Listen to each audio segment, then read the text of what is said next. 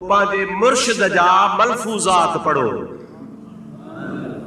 मुर्शिद जा मलफूजात चइबो आहे जेके मुर्शिद जूं ॻाल्हियूं, मुर्शिद जा लफ़्ज़, मुर्शिद जा पंहिंजा ज़ुबान मां फरमायल अल्फाज़ उहे पढ़ो। उन मंझां बि तव्हांखे फ़ाइदो पवंदो। साईं जे भला पढ़ियल न आहियां त छा कयां? क़ुरान बि पढ़ियल कोन हा, मलफूजात बि पढ़ी कोन थो सघां। पाण फरमाइनि था कंहिं ॿिए पढ़ियल खां पढ़ी ॿुध त बि तोखे सवाबु ॾींदो। बिस्मिल्लाहिर्रहमानिर्रहीम। अस्सलामु अलैकुम। मलफूजात शरीफ इमाम आरिफीन हज़रत पीर साईं सैयद मोहम्मद राशिद रोज़ेदरी रहमतुल्लाह अलैह जन जा अॼु हिन वीडियो में 1 खां 5 ताईं तव्हांखे नक़ुल ॿुधाया वेंदा। हिकिड़े भेरे पाण हदीस शरीफ़ खां नक़ुल फरमायूं त जेको शख़्स हिकु दफ़ो कलमो तैयब यानी ला इलाहा इल्लल्लाह मुहम्मद रसूलुल्लाह सल्लल्लाहु अलैहि वसल्लम सच्चे दिल सां पढ़ंदो त अल्लाह तबारक व तआला बिना हिसाब जे बिस्त में दाख़िल फरमाईंदो।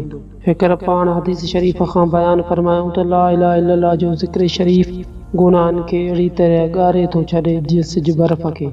हिकर पाण बयान फरमायूं त कंहिं वक़्त मिलल मोमिनीन बीबी आयशा रज़ी अल्लाह ताला अन्हा हज़रत नबी करीम सल्लल्लाहु अलैहि वसल्लम जी ख़िदमत मुबारक में अर्ज़ गुज़ारियो त या रसूलल्लाह सल्लल्लाहु अलैहि वसल्लम असांजा पेट अटे ॻोहण खां वठी मानी पचाइण ताईं बे आराम नथा करे सघनि।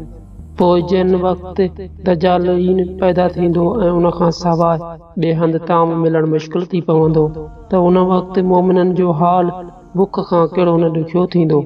पाण करीमन सल्लल्लाहु अलैहि वसल्लम फरमायो त उन वक़्त मोमिननि लाइ अल्लाह ताला जल शान जो ज़िक्र खाधे बदिरां ताम वांगुरु कुवत हूंदो। हिकर पाण हदीस शरीफ़ खां नक़ल फरमायूं त जंहिं शख़्स हिकिड़ो भेरो लफ़्ज़ ला इलाहा इल्लल्लाह जो दिल जे यकीन सां पढ़ियो त उहो शख़्स बिस्त में दाख़िल कयो वेंदो। पोइ असाबिन सगुरन रज़ी अल्लाह ताला अन ख़िदमत अक़दस में अर्ज़ कयो त या हज़रत थोरी उहो शख़्स चोरी करे त बि बिस्त में वेंदो। पाण फरमायूं त थोरी चोरी करे, वरी पुछऊं त थोरी ज़िना करे, पाण फरमायूं थोरी ज़िना करे। हिकर पाण हदीस शरीफ़ खां नक़ल करे बयान फरमायूं त जॾहिं के ज़िक्र कंदड़ शख़्स हिकु हंधि गॾिजी ज़िक्र में मशगूल थियनि था तॾहिं अल्लाह तबारक व तआला मलाइकनि खे ज़मीन ते मोकिले थो ऐं खेनि फरमाए थो त वञी मुंहिंजनि ॿाननि ज़िक्र कंदड़नि खे ॾिसो ऐं संदन हवाल खां वाक़ुफ़ थियो।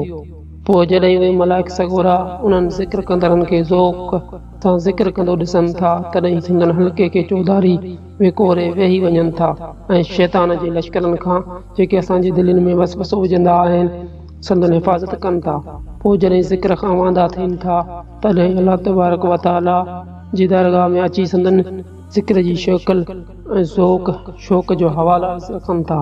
अल्लाह ताला जल शान फरमाए थो उन्हनि ॿाननि जिन अहिड़े ज़ौक़ शौक़ सां ज़िक्र पे कयो तन मूंखे ॾिठो बि आहे या बिना दीदार हासिल थियण जे अहिड़ो शौक़ ऐं लिज़त अथनि।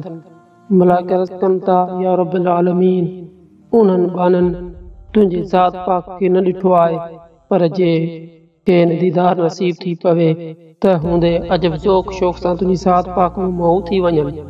तॾहिं अल्लाह सुब्हान व तआला कमाल रहम करे करम सां फरमाए थो ए मलाइको अव्हां जी शाहिदीअ साम्हूं उन्हनि सभिनी ॿाननि खे जेके ज़िक्र जे हल्के में दाख़िल हुआ बख़्शे छॾियो। मलाइक अर्ज़ कनि था या रब्बिल आलमीन उन्हनि मां हिकु शख़्स ज़िक्र में शामिल कोन हो बल्कि कंहिं कमकार सां हिकिड़े ज़िक्र कंदड़ शख़्स वटि अची हल्के में वेठो हो। जॾहिं हुकुम थिए थो त उन न ज़िक्र कंदड़ खे बि ज़िक्र कंदड़नि खे ज़िक्र कंदड़नि जे तुफ़ैल बख़्शे छॾनि। हे अज़ीज़ उन करे ॿिए हंधि सरदार दो जान सल्लल्लाहु अलैहि वसल्लम सां वारद थियल आहे त उन्हनि अल्लाह पाक जे ॿाननि सां गॾु विहंदड़नि खे बि बेनसीब न छॾियो वेंदो।